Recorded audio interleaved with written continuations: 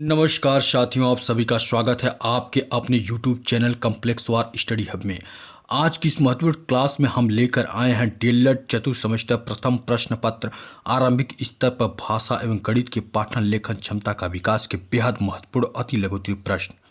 दोस्तों, अगर आप परीक्षा में अच्छे अंक लाना चाहते हैं तो यह वीडियो आपके लिए बहुत ही ज़्यादा महत्वपूर्ण होने वाला है, क्योंकि आज हम ऐसे प्रश्न कराने वाले हैं जो परीक्षा में सीधे पूछे जा सकते हैं।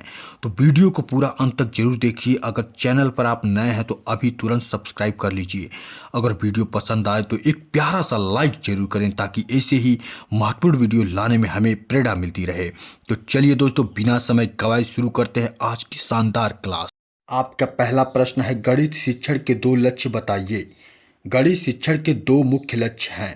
पहला, तार्किक और विश्लेषणात्मक चिंतन का विकास, जिससे छात्रों में तर्क करने, विश्लेषण करने और समस्या समाधान के कौशल विकसित करना है। दूसरा, व्यावहारिक जीवन में उपयोगिता, छात्रों को दैनिक जीवन की समस्याओं जैसे गणना, मापन, लाभ हानि को हल करने में सक्षम बनाना ही गणित शिक्षण के लक्ष्य हैं।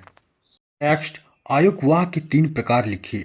हिंदी व्याकरण में आयोगवाह के मुख्य रूप से दो ही प्रकार माने जाते हैं, लेकिन कुछ स्थानों पर संदर्भानुसार तीन प्रकारों अनुस्वार, विसर्ग, अनुनासिका, चंद्रबिंदु का भी उल्लेख किया जाता है, जो आयोगवाह का गुण धारण करते हैं। हिंदी में मुख्य रूप से अनुस्वार और विसर्ग ही आयोगवाह होते हैं, जो न तो स्वर न तो व्यंजन होते हैं। नेक्स्ट, स्पर्श व्यंजन का क्या आशय होता है? जिन व्यंजनों का उच्चारण करते समय जीभ मुख के विभिन्न भागों कंठ, तालु, मूर्धा, दांत या ओष्ठ को स्पर्श करती है, उन्हें स्पर्श व्यंजन कहते हैं। इनकी संख्या कुल 25 है, जो क से लेकर म तक क, च, ट, त और प वर्गों में विभाजित हैं। इन्हें वर्गीय व्यंजन भी कहा जाता है। क वर्ग में क, ख, ग, घ अंग, जिसे कंठ कहा जाता है। च वर्ग में च, छ, ज, झ, ञ, जिसे तालु कहा जाता है। ट वर्ग को मूर्धा कहा जाता है। त वर्ग को दंत कहा जाता है और प वर्ग को होंठ कहा जाता है। द्विगुण व्यंजनों को जोड़ने पर इनकी संख्या 27 हो सकती है, लेकिन मुख्य रूप से 25 ही मान्य हैं। नेक्स्ट, हलंत से क्या अभिप्राय है? लिखिए। हलंत से आशय है आधा वर्ण या स्वर रहित वर्ण। जब किसी व्यंजन को स्वर रहित लिखना होता है तो हलंत लगाते हैं। अंग्रेजी वर्णमाला में कितने वर्ण होते हैं? अंग्रेजी वर्णमाला में 26 वर्ण होते हैं। च वर्ग की ध्वनि कितनी है? नाम लिखिए। च, छ, ज, झ, ञ। नेक्स्ट, 345 में सभी अंकों का स्थानीय मान लिखना है, तो आप इस प्रकार लिख सकते हैं। 5 क्या है? इकाई है। 4 क्या है? 40 है, यानी दहाई अंक है। और 3 क्या है? 300 है, यानी कि सैकड़ा अंक। नेक्स्ट, विधानवाचक एवं निषेधवाचक वाक्य में क्या अंतर है? उदाहरण देकर समझाइए। विधानवाचक वाक्य, जिन वाक्यों में क्रिया करने या होने का सामान्य ज्ञान हो उन्हें विधानवाचक वाक्य कहा जाता है। उदाहरण, वह प्रतिदिन योगा करता है, काम का करना। लता नाचती है, काम का होना। निषेधवाचक वाक्य, जिन वाक्यों में क्रिया के निषेध का ज्ञान होता है उन्हें निषेधवाचक वाक्य कहते हैं। उदाहरण, वह प्रतिदिन योगा नहीं करता है, काम का न होना। लता नाचती नहीं है, काम का न होना। नेक्स्ट, ध्वनि के आवश्यक मूल तत्व क्या हैं? ध्वनि के आवश्यक मूल तत्व इस प्रकार हैं।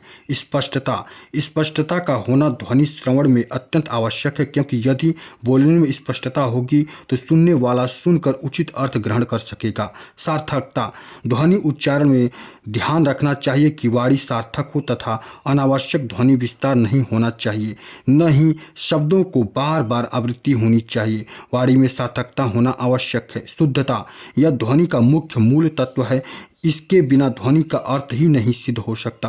ध्वनि का शुद्ध उच्चारण मान्य तथा परिष्कृत होना चाहिए। तरंगता, ध्वनि में आरोह अवरोह बिल्कुल नहीं होना चाहिए। एक समान वाचन से श्रोता उब जाता है तथा अर्थ ग्रहण की दृष्टि से स्वराघात बलाघात की तरंगता होना आवश्यक है। नेक्स्ट, उच्चारण की दृष्टि से व्यंजन की 3 श्रेणियां लिखिए। स्पर्श व्यंजन, अंतस्थ व्यंजन, ऊष्म व्यंजन। आयोगवाह के 3 प्रकार लिखिए। अनुस्वार, अनुनासिका, विसर्ग। ह्रस्व के आधार पर हिंदी ध्वनियों के नाम लिखिए। अ, ई, उ, री। बालाघात क्या है? ध्वनि विज्ञान के आधार पर स्पष्ट कीजिए। बालाघात शक्ति का वह मात्रा है जिसमें ध्वनि, अक्षर, शब्द तथा वाक्य का उच्चारण किया जाता है और शक्ति आधिक्य के कारण ही अपेक्षता अधिक बालाघात युक्त ध्वनि, अक्षर या शब्द आदि आसपास की अन्य ध्वनियों आदि से अधिक मुखर एवं शक्तिशाली होते हैं। जीहा के आधार पर हिंदी ध्वनियों का वर्गीकरण कर उनके नाम लिखिए। अग्रस्वर, मध्य स्वर, पश्च स्वर। अग्रस्वर में छोटी ई, बड़ी ई, ए, आय। मध्य स्वर में अ, पश्च स्वर में आ, छोटा ऊ, बड़ा ऊ, ओ, औ आते हैं। री स्वर का उच्चारण स्थान क्या है? मूर्धा यानी कठोर तालु। नेक्स्ट, पाठ्य वस्तु का मौन वाचन करते हुए उसमें निहित विचारों, भावों एवं तथ्यों को समझने हेतु महत्वपूर्ण बातें बताइए। तो उत्तर लिखेंगे उचित आसान व मुद्रा, एकाग्रता, धैर्य, अर्थबोध, शांत वातावरण। वाचन दोष को दूर करने की विधियां बताइए। आवृत्ति, पुनरावृत्ति, स्थान परिवर्तन, स्पष्टता, निवारण। ये वाचन दोष की दूर करने की विधियां हैं। क्रिया विशेषण किसे कहते हैं? क्रिया की विशेषता प्रकट करने वाले शब्दों को क्रिया विशेषण कहा जाता है।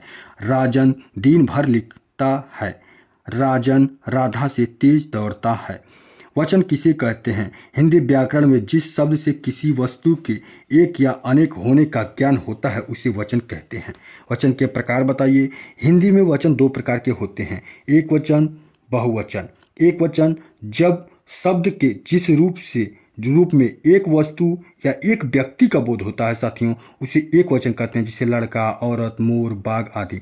बहुवचन शब्द के जिस रूप से बहुत से व्यक्ति अथवा बहुत सी वस्तुओं का बोध होता है उसे बहुवचन कहते हैं, जैसे घोड़े, महिलाएं आदि। सदा एक वचन के लिए प्रयुक्त होने वाले कुछ शब्दों को बताइए।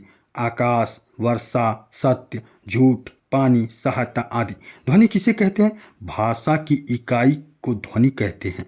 हिंदी की लिपि का क्या नाम है? हिंदी की लिपि क्या है? देवनागरी लिपि है। व्यंजन किसे कहते हैं? जिन वर्णों का उच्चारण स्वर की सहायता से किया जाता है उन्हें व्यंजन कहते हैं या फिर वह व्यंजन कहलाता है। हिंदी भाषा शिक्षक किन किन उद्देश्यों को ध्यान में रखकर पठन अभिवृत्ति का विकास करता है? बालकों में पढ़ने के प्रति आनंद के भाव का विकास करना, बालकों में सृजनात्मकता की ओर प्रेरित करना। नेक्स्ट, परिवेशीय विषयों पर चर्चा से लाभ बताइए। परिवेशी विषयों पर चर्चा द्वारा बालकों के ज्ञान में वृद्धि की जा सकती है। बच्चे जिज्ञासु होते हैं, उनकी जिज्ञासा को बढ़ाया जा सकता है।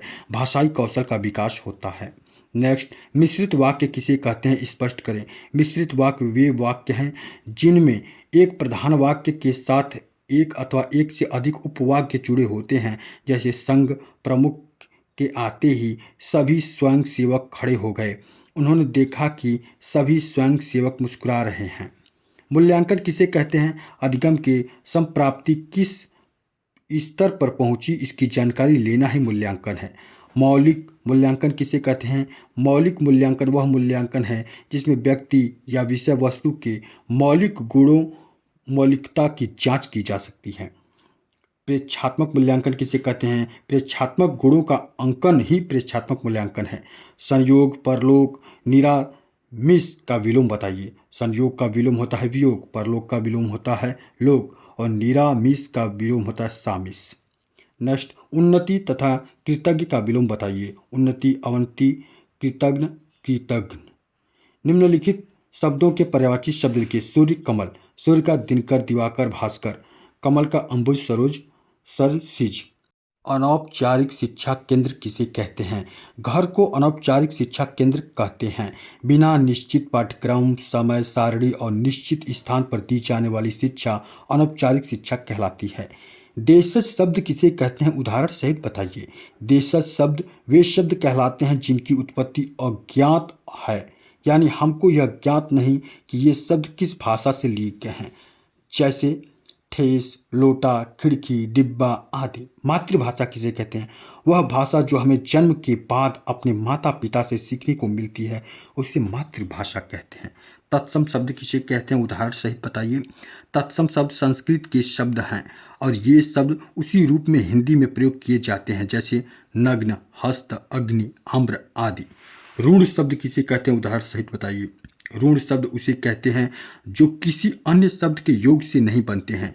आम, कान, कलम आदि। यौगिक शब्द किसे कहते हैं? जो शब्दों के योग से बनते हैं वे यौगिक शब्द कहलाते हैं। विश्वविद्यालय, पुस्तकालय, छात्रावास आदि। योग ऋण शब्द किसे कहते हैं? उदाहरण सहित बताइए।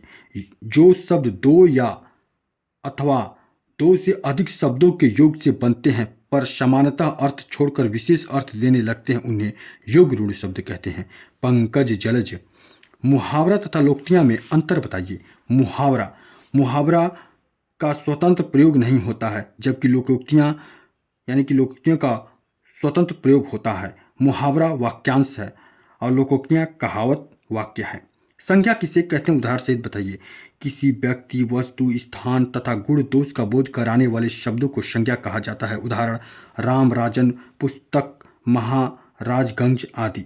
संज्ञा के भेद बताइए। संज्ञा के निम्न भेद है: व्यक्तिवाचक संज्ञा, भाववाचक संज्ञा, जातिवाचक संज्ञा, समूहवाचक संज्ञा, द्रव्यवाचक संज्ञा। सर्वनाम किसे कहते हैं? संज्ञा के स्थान पर प्रयुक्त होने वाले शब्द सर्वनाम कहलाते हैं, जैसे मैं, हम, तुम, यह, वह आदि। विशेषण किसे कहते हैं? जो शब्द संज्ञा तथा सर्वनाम की विशेषता बताते हैं उसे विशेषण कहते हैं। खट्टा सेब, चतुर बिल्ली आदि। विशेषण के भेद बताइए। विशेषण के भेद इस प्रकार हैं: गुणवाचक विशेषण, संख्यावाचक विशेषण, परिणामवाचक विशेषण, संकेतवाचक विशेषण। क्रिया किसे कहते हैं? उदाहरण सहित बताइए।